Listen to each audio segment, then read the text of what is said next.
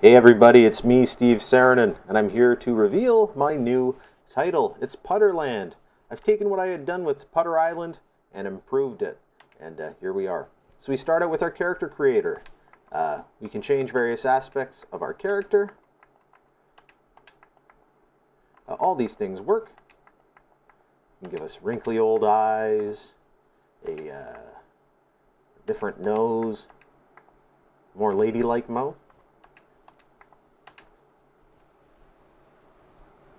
And here we are in the game proper.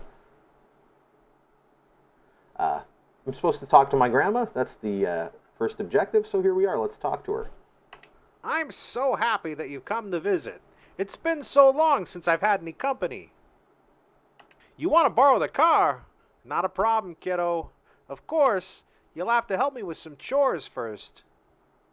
Could you please gather some red berries for tonight's pie? You can find them growing on bushes all over the island. They're pretty tasty, and you can always sell them to tourists for a quick buck. There should be some bushes in the woods behind me, but you'll have to look for them. And so now we're on our first quest to find some red berries for Grandma. There's actually a few options here. We can go into the bush and look for them, as she suggested. Or we can actually go and steal them here from our neighbor, Mr. Paquette.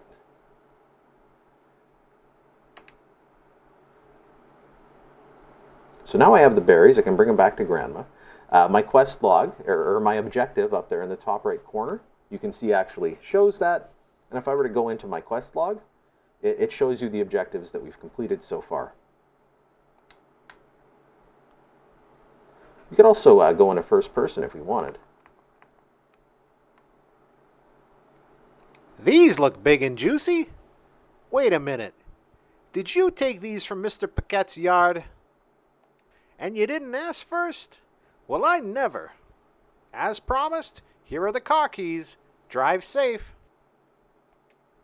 And yeah, with that, our tutorial so far is complete, and we have access to the truck. Now we can drive around the island.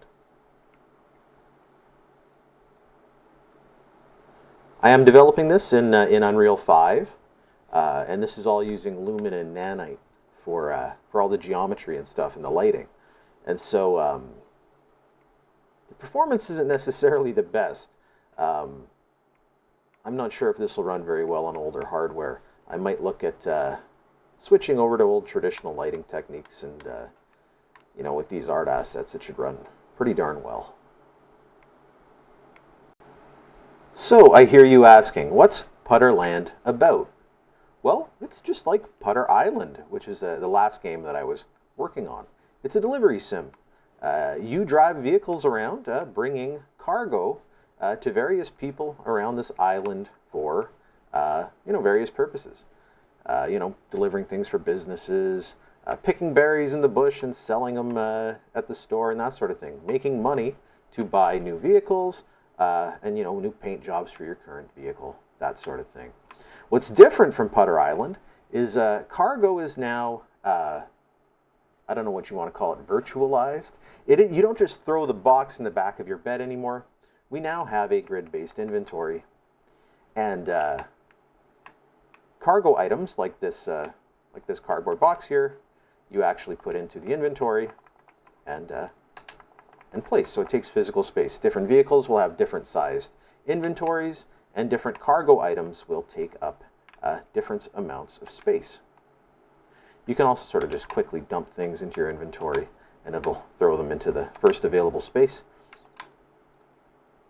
So now I've got a truck bed with a bunch of stuff to deliver to various places around the island.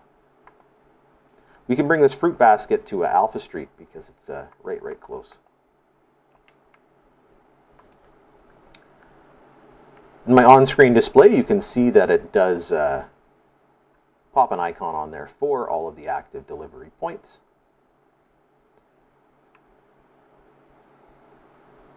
I've been looking into adding vehicle AI driving around.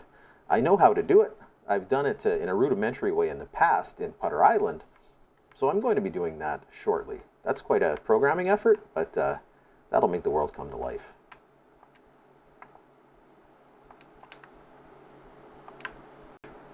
I don't only want the driving challenges in this game to be natural. It's not just going to be about driving your truck up a mountain.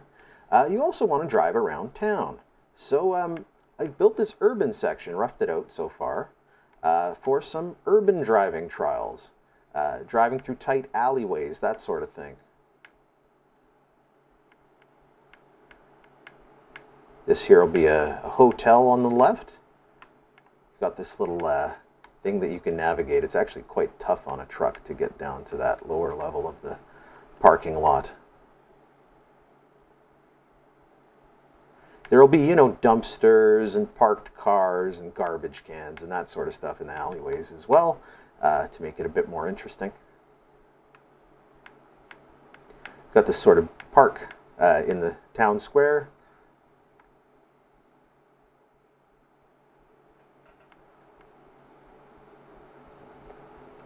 There's alleyways and things in between most of these buildings. Here we've got a multi-story parking garage.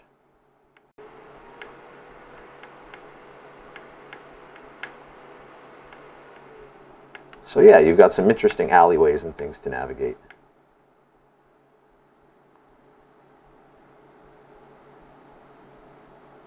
As for the natural environment, well, you can go off-road just about anywhere. And using procedural generation, I'm placing all these trees and things. These forests will get more interesting as I add more assets to them. They'll all be procedurally placed as well. So if I were to make, say, 5 new trees, the whole world would get populated with them. And the whole world would look a lot more interesting. So procedural generation is absolutely the way to go. I wasn't doing that in Putter Island. And I think the results kind of speak for themselves so far. And even then, it's just placing trees and some stones. It'll get far more interesting as I add some more art assets.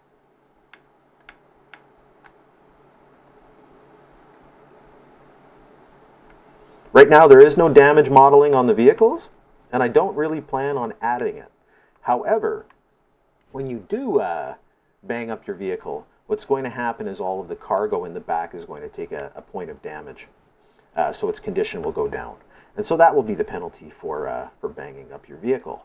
In cases like this, right, my rear wheels are off the ground, and this is a rear wheel drive truck. I'm stuck. There's no way out at the moment, but my plan is to add a single-use item called a jack. You would go in your inventory, you would grab the jack, pull it out. You would have had to buy it and bring it with you. You have to plan ahead. And then you would use the jack on the vehicle, and it will allow you to place the vehicle sort of in a range around where the vehicle actually is. And when you agree on the position, you press a button, boom, moves the vehicle over to that new position. You can do this when your vehicle's flipped over as well. And if you don't do that, you'll have to call for a tow, which is another thing I'll have to add. Right now, I'm kind of boned. There's not much I can do. It's game over for me. And that's it for showing off Putterland so far. Thanks for checking it out.